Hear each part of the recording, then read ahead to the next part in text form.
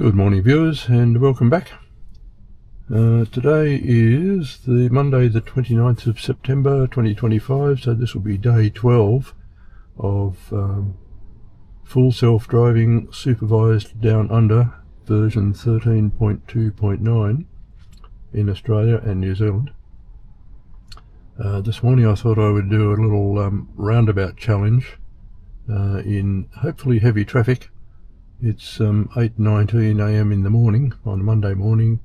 Usually this would be peak hour, but I've just remembered that this is actually the first week of school holidays, so the traffic might be a little bit lighter than usual.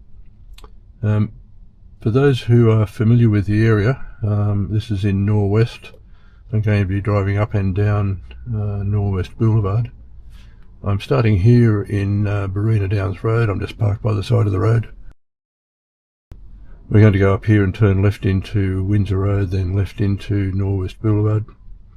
And there's 1, 2, 3, 4, 5, 6 roundabouts all together, and then driving back up here and turning up into the Victoria Road shopping area.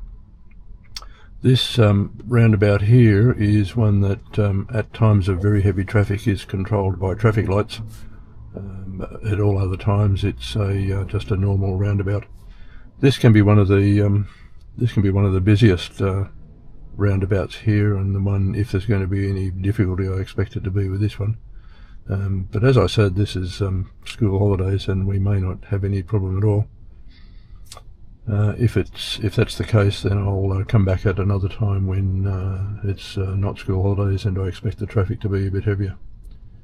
Alright, let's just press and hold. Be attentive, keep your hands on the wheel. No cars coming.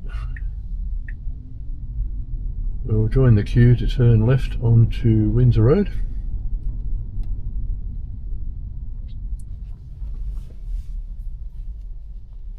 This is now my 12th day of using FSD, and I haven't seen it had any problems at all with roundabouts. Generally what I'm interested in, how it will handle the heavy traffic in roundabouts. Seeing how the actual law requires you to give way to traffic. Now turn left onto Windsor Road. Thank you. Requires you to give way to traffic already in the roundabout, but in my experience, in 200 meters, turn left onto Norwest Boulevard. In my experience, most people treat roundabouts as if they would give way to the right. Norwest Boulevard. It's safer, in my experience, it's safer to give way to the right, even if the other car coming from your right is not yet in the roundabout.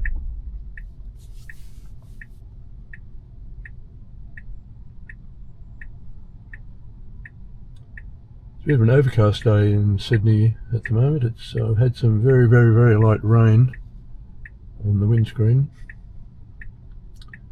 but nothing that required the wipers so far.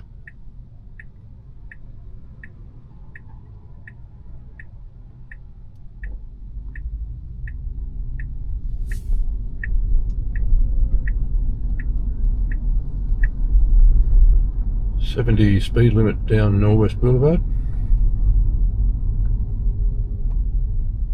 Now enter the roundabout and take the second exit.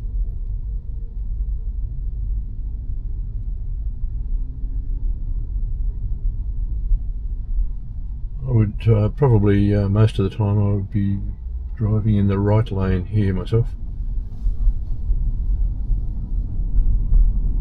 but the left lane is fine until we start to approach that last roundabout where we turn right. We may overtake this slow truck here.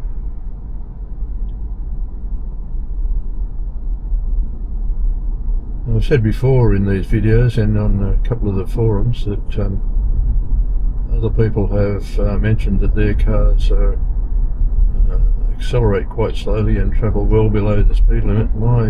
I've had exactly the opposite experience. My car accelerates quite quickly and travels right up to the speed limit almost all the time, except where there's a situation ahead that would require to slow down a bit. Just hope it doesn't pick up the 40 sign on the back. It did. Picking up the 40 sign on the back of a bus. Picking up the 40 sign on the back of a bus.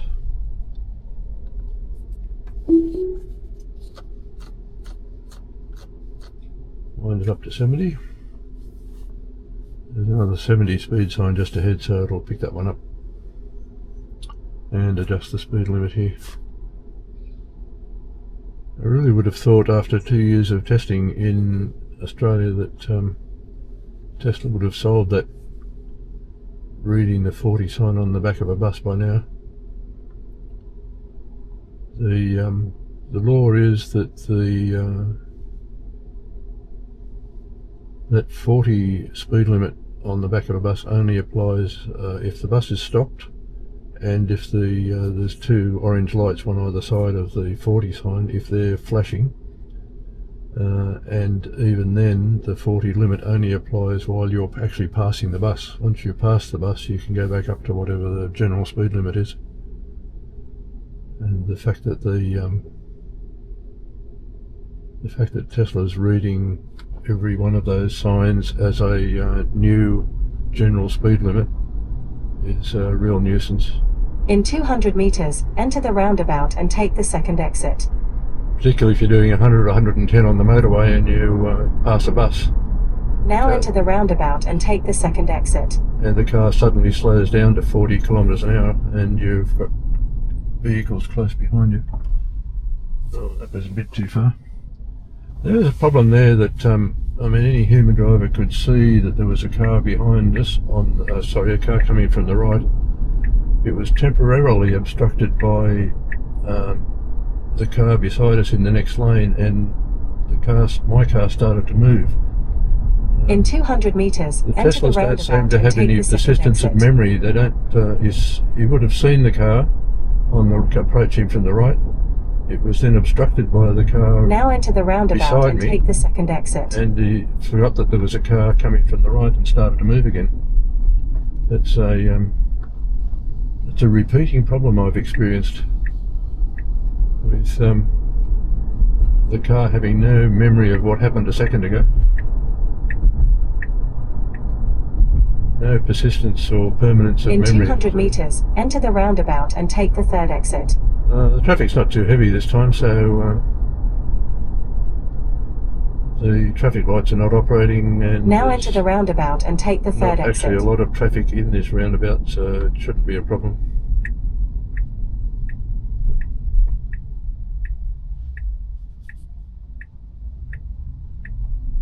Good. Now, well, In 200 meters, enter the the blinker. roundabout and take the second left exit. blinker now, good, that was good timing for the blinker. Now I have to be careful here. After this next roundabout I have to take out the next destination. Now enter the roundabout and take the second exit. Not sure where we'll go if I don't do that. Just wait till we get past this roundabout. Come on, edit, go, come on, edit, and take out that one. And done. Yes, I'm watching the road. In 200 meters, enter the roundabout and take the third exit. Okay, good. I managed that in time. There's certainly not heavy peak hour traffic here at the moment because of school holidays. I'll have to come back in 2 weeks Now and enter do the this one again. roundabout and take the third exit.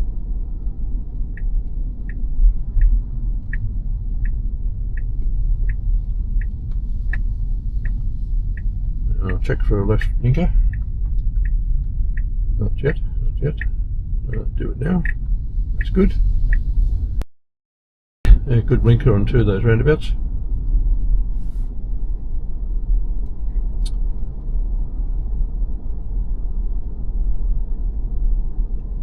In 200 meters, enter the roundabout and take the second exit.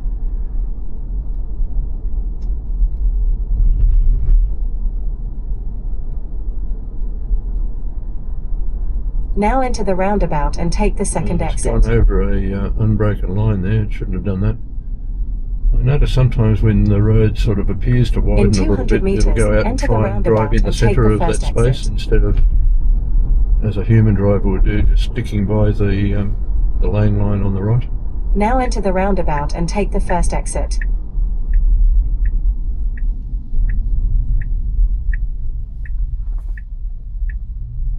Good, well done.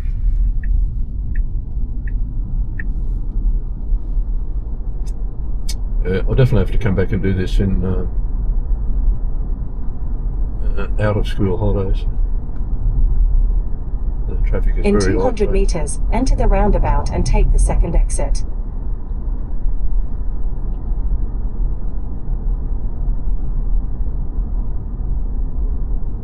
Now enter the roundabout and take the second exit.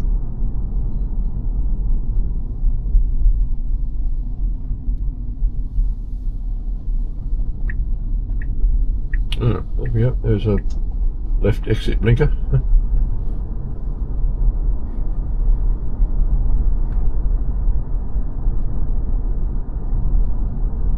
In 200 meters, enter the roundabout and take the second exit.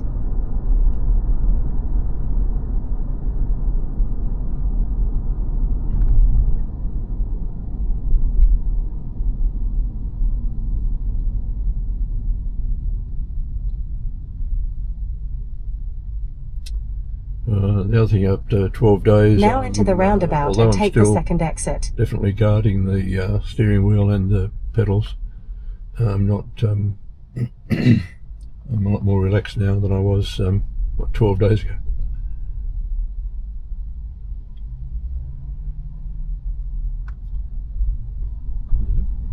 Very good.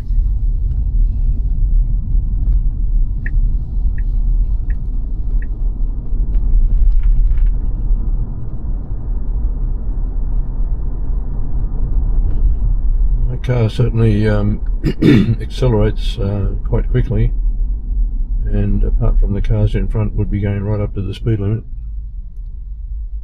So I'm very glad I got this. I'm not sure whether it's the equivalent of standard or assertive, but it's certainly not in chill mode, that's for sure. And if Tesla, if you're watching, I quite like it the way it is. Don't change it, please.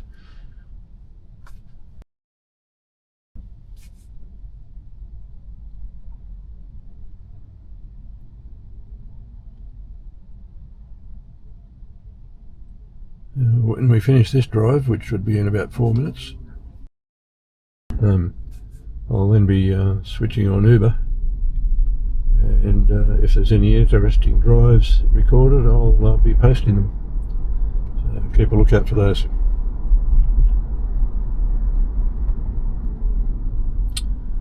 One of the things I've noticed too is, apart from travelling at the speed limit, my car does tend to travel too closely to cars in front.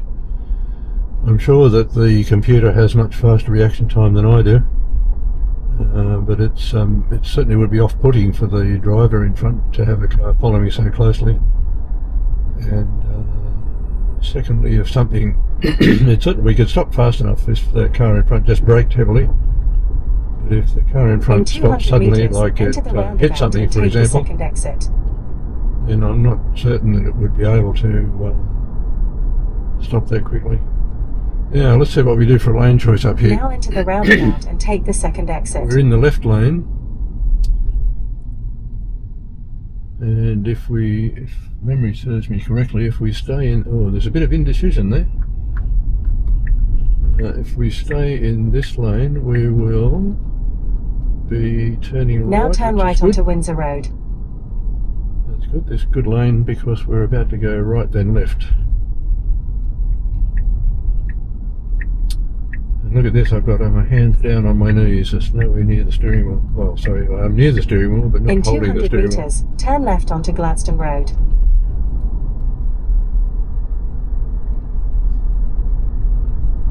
Now turn left onto Gladstone Road.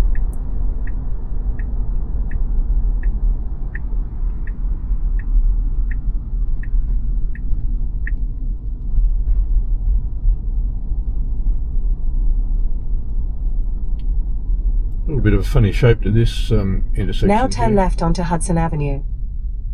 But I've been through here a couple of times before and the car handles it quite well.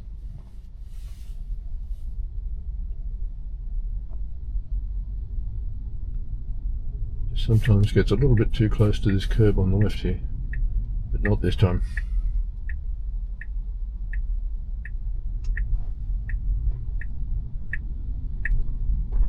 Why are we stopping? Oh, it's got a 10. Misread a 10 km/h speed limit sign. There's just after we turn the corner there, there's a driveway into an industrial area, and right at the beginning of the driveway there's a 10 km/h sign. I'll just pull over here. This is about one of my favourite spots to be waiting for Uber trips. We've got a lot of commercial here and industrial, and there's a hotel just across the other side of Windsor Road there. Anyway, that was our relatively low traffic peak hour roundabout challenge up and down Norwest Boulevard. I will come back in 2 weeks' time after the school holidays are over and give it a go in genuinely heavy traffic. Alright, thank you for watching. Hope you've enjoyed the trip, and as they say, please like and subscribe. We'll catch you in the next video.